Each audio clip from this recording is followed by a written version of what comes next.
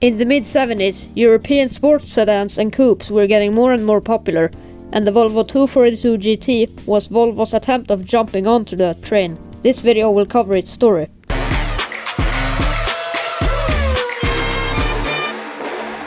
As the European sports sedans and coupes like the BMW 2002 and the Peugeot 504 started to become more popular in the early 70s, Volvo wanted to jump onto that train and make a sporty two-door sedan. And lucky for them, they had a two-door sedan, the 242. So, they made a limited edition 242 called the 242 GT that was built to rival the BMW 323i. It was powered by a variant of the B23E engine that was used in the 244.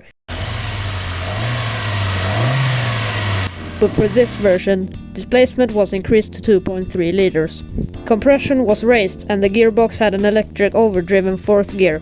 The engine was good for 145 horsepower and 190 Newton meters of torque to the rear wheels. It had disc brakes and coil springs on all four wheels like the regular 242, with gas shock absorbers, live axle in the rear and McPherson struts in the front.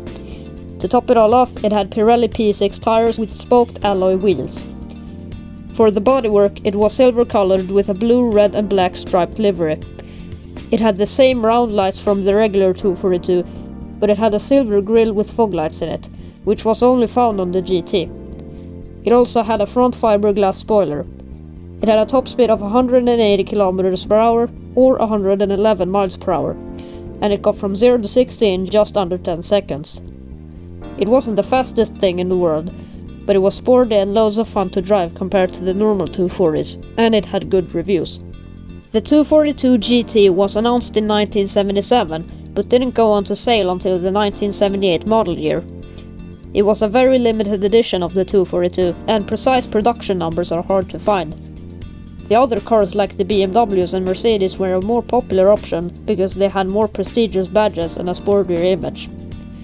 The 242 GT was the first sporty Volvo since the P1800 or the Amazon 123 GT, but it wasn't as much of a success as the 240 Turbo, which came out a few years later, was faster, sportier and sold way more. Production stopped in 1981 for the 1980 production year due to lack of sales, but it's now a classic and most low mileage ones can sell for $25,000, which is pretty close to the equivalent new price.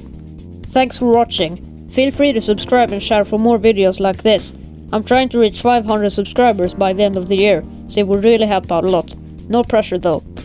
Also, consider suggesting what car or automotive personality you would want me to make a video about next in the comments. Thanks to Sampson for suggesting the 242 GT.